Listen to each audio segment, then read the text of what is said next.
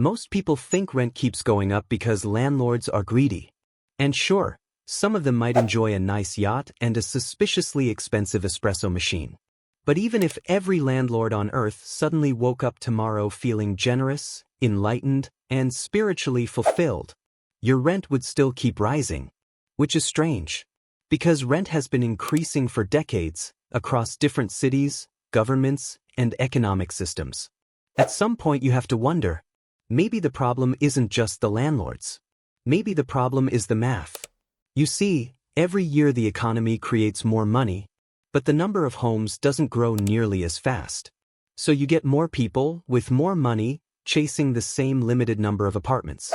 More money, same houses, higher rent. It's not a conspiracy. It's just supply, demand, and a little bit of economic gravity. And once you see it, you realize something unsettling. Rent doesn't keep rising by accident. The system almost guarantees that it will. I'm thinking about why housing feels impossible. If you're someone who works hard, pays your bills, and still feels like you're running on a financial treadmill that never slows down, make sure to hit the subscribe button and give this video a thumbs up if this helps you out. Because today we're breaking down why your rent keeps rising, what inflation in housing actually means. Imagine I'm trying to build a house out of Lego blocks. I finished the first floor.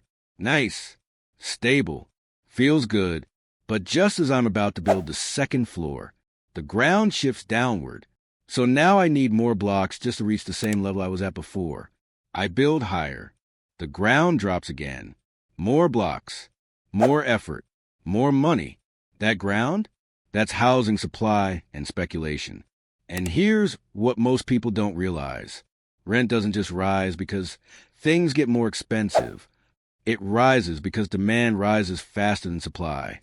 And when supply doesn't keep up, prices go vertical. Brain, the first big misconception.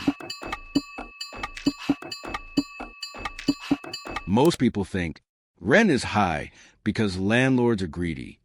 Now look, some landlords are absolutely maximizing profits. But here's the thing.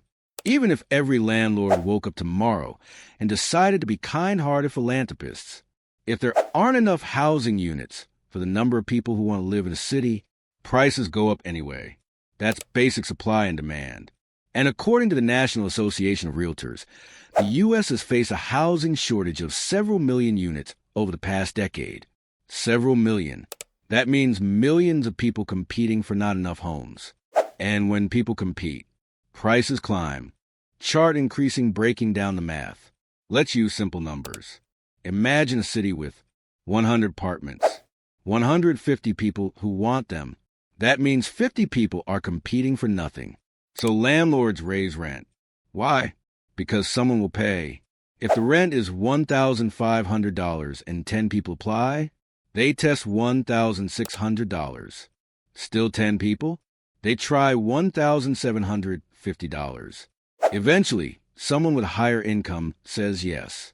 Now the market rate becomes $1,750. Even though nothing about the apartment improved, this is where it gets really interesting, because wages don't automatically adjust like rent does. According to data from the U.S. Bureau of Labor Statistics, wage growth often lags behind housing inflation in high-demand metro areas, meaning your rent reacts faster than your paycheck. Brain, the psychology behind it. Now be honest. When rent goes up, what do most people do? They complain. They stress. They maybe look at Zillow for 10 minutes. And then they sign the lease. Why? Because moving is psychologically exhausting. There's something called status quo bias. Humans prefer the current situation over uncertainty, even if the current situation is slowly draining their bank account. Plus, fear of worse options, fear of long commutes, fear of missing out on good neighborhoods. And this is where gentrification enters the chat. Cityscape gentrification, explained simply.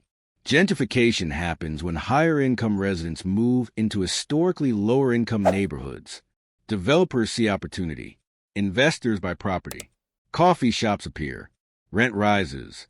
Property values rise. Original residents often can't keep up. According to research cited by the Brookings Institution, gentrifying neighborhoods often see significant increases in rent and property taxes, which can displace long-term residents. Now, here's the uncomfortable truth. Gentrification isn't evil by definition. It increases property values, improves infrastructure, reduces vacancy, but it also shifts affordability. The Lego floor drops again.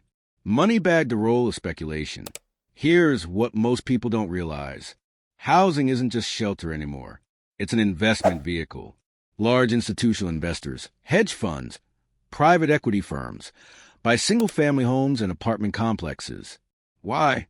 Because real estate historically appreciates. According to data referenced by the World Bank, urban housing demand globally continues to rise due to population growth and urbanization trends.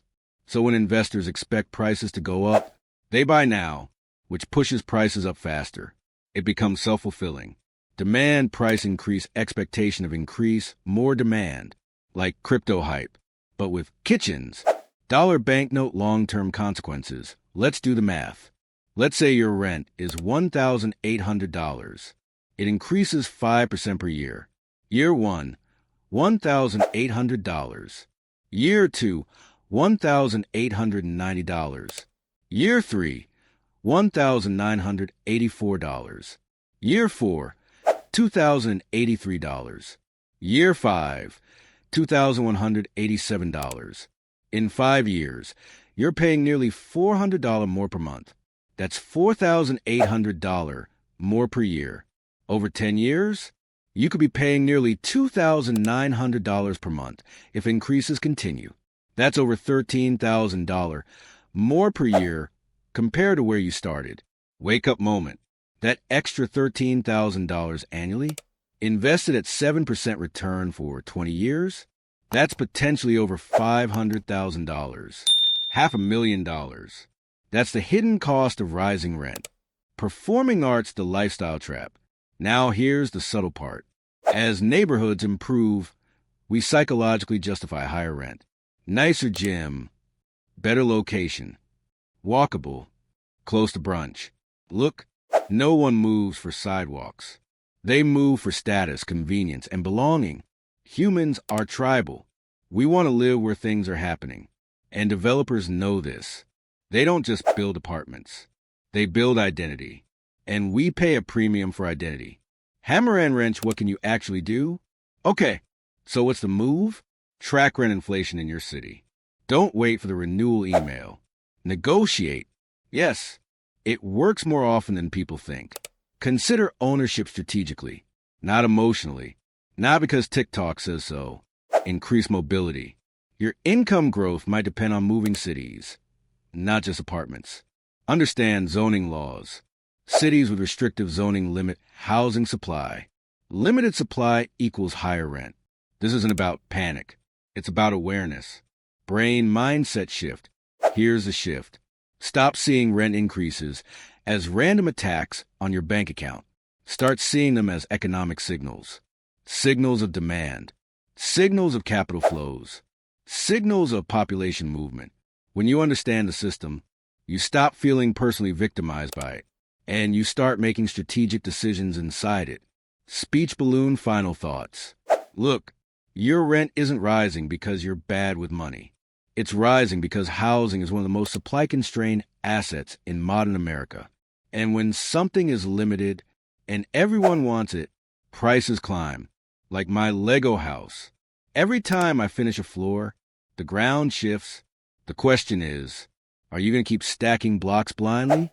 Or are you going to step back, understand the floor, and build smarter? If this helped you see housing differently, subscribe. Because the more you understand money, the less it controls you. And the next time that rent renewal email comes in, you won't just feel stressed. You'll feel informed. And that changes everything.